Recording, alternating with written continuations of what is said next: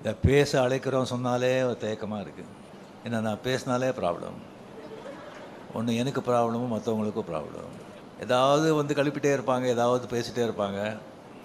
நான் சும்மா இருந்தால் இவர் என்ன பேசவே மாட்டேங்கிறாங்க, வாயில் என்ன கொலைக்கட்டே வச்சுருக்காரா அப்படின்னு சொல்லி கலாட்டா பண்ணுவாங்க, கிண்டல் பண்ணுவாங்க. பேசுனா இப்போ பேசு அப்படின்னு சொல்லுவாங்க. மற்றவங்க வந்து இவர் பேசாமல் இருக்க, இவர் பேசியிருக்கக்கூடாது அப்படின்னு சொல்லுவாங்க. ஸோ என்ன பண்ணுறது? ஸோ ரொம்ப நாள் கழித்து நான் தெரிஞ்சுக்கிட்டேன், நம்மளை பிடிக்காதவங்களுக்கு நம்ம என்ன செஞ்சாலும் எது பண்ணாலும் பிடிக்காது. நம்ம பிடிச்சவங்களுக்கு நம்ம என்ன செஞ்சாலும் எது பண்ணாலும் பிடிக்கும்னு நினைக்கிறது முட்டாள்தனம். ஜாக்கிரதையாக இருக்கணும். ஸோ கமல் சார் வந்து இப்போ சொன்னாங்க வந்து இந்த ஆஃபீஸ் ஓப்பனிங் அப்போவே வந்து டெரஸில் வந்துட்டு ரஜினி இப்போது ஆஃபீஸ் பெருசாக ஸ்டார்ட் பண்ணிவிட்டேன், இந்த ராஜ்கமலுக்கு ஒரு படம் பண்ணணும் அப்படின்னு. சரி அப்படின்னு சொல்லி அதுக்கப்புறம் அவரும் பிஸி ஆகிட்டார், நானும் வந்து நான் பிஸி ஆகிட்டேன். ஸோ அதுக்கப்புறம் வந்து ஒரு சீரியஸாக சிவாஜிக்கு அப்புறமா வந்து பேசுகிற மாதிரி இருந்தது. அதுக்கப்புறம் ஒரு வாட்டி லாஸ்ட்டு வரும்போது அவர் டோன்லேயே கொஞ்சம் இதாக இருந்தது, படம் பண்ணணும் அப்படின்னு. சரி சார் நம்ம பண்ணலாம் அப்படின்னு சொல்லிட்டு இது வந்து டைரக்டர் வந்து ஆக்சுவலாக பார்த்திங்கன்னா அஸ்வத் மாரிமுத்து வந்து இது 4வது டைரக்டர். ஃபஸ்ட்டு நம்ம பண்ணும்போது ரவிக்குமார் ஃபிக்ஸ் பண்ணியிருந்தோம். சரி அது வந்து சரியாக டிஸ்டிங் வரலன்னு சொல்லி அப்படியே வந்து இதாகிடுச்சு. அதுக்கப்புறம் நம்ம சுந்தர்சி சாருக்கு வந்து வேறு ஒரு படம் இருந்தது, கொஞ்சம் டிலே ஆகிட்ட மாதிரி இருந்தது. அதனால் நம்ம இது வந்து நான் விலகிக்கிறேன் சார், நம்ம அப்புறம் பண்ணிக்கலாம் அப்படின்னு சொல்லி இதாச்சு. அதுக்கப்புறம் நம்ம சிவி சக்கரவர்த்தி, அவர் கதையெல்லாம் கேட்டு ரொம்ப நல்லா இருந்தது. பட் என்ன சொல்ல, ரொம்ப சென்சிட்டிவ் சப்ஜெக்ட் அது ஒரு கம்ப்ளீட்லி ஒரு நியூக்ளியர் சயின்டிஸ்ட் பற்றி, அந்த நியூக்ளியர் வெப்பன்ஸ் பற்றி, ஷூட்டிங் ஆப்கானிஸ்தான், ரஷ்யா, அந்த மாதிரியெல்லாம் ஒரு ரொம்ப நைஸ் சப்ஜெக்ட். பட் ரொம்ப ரொம்ப சென்சிட்டிவ், ரொம்ப ரொம்ப ஜாகிரதையாக டீல் பண்ணுறோம், டைம் கன்சியூமிங். ஸோ அதனாலே வந்து அதை வந்து நம்ம அப்புறம் இது பண்ணிக்கலாம் அப்படின்னு சொல்லும்போது தான் அஸ்வத் மாரிமுத்துவை நம்ம வந்து இந்த படத்துக்குள்ளே வந்தார்.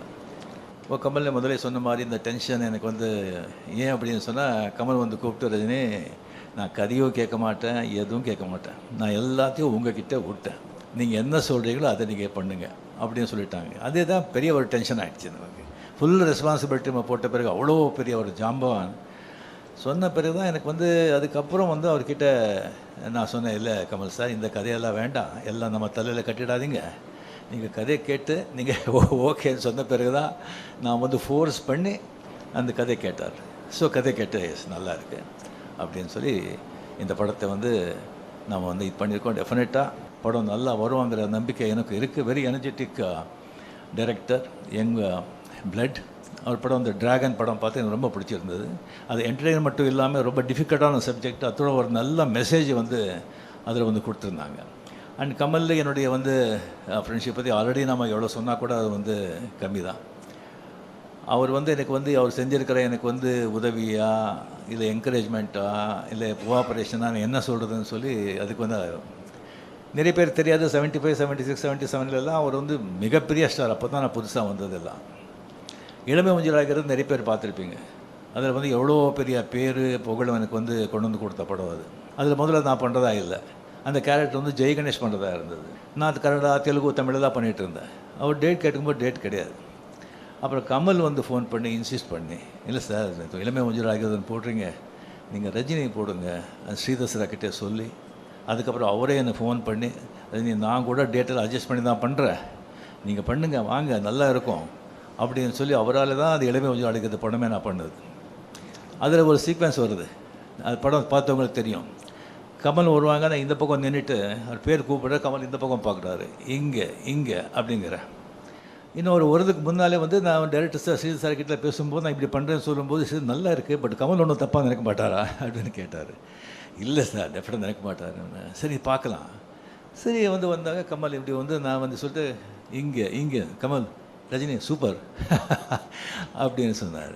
So sir we appreciated so much, எவ்வளோ அண்டர்ஸ்டாண்டிங் இருக்குது, ஸோ நைஸ் அப்படின்னு. ஸோ ஈவன் அந்த ஆடுபுலி ஆட்டம் அது படம் பார்த்தவங்களுக்கு தெரியும். அந்த ஒரு மோட்டர் பைக்கில் வந்து ஷேவ் பண்ணிகிட்ருப்போம். ஷேவ் பண்ணிகிட்டு இருக்கும்போது வந்து போலீஸ் வந்துடுவோம்.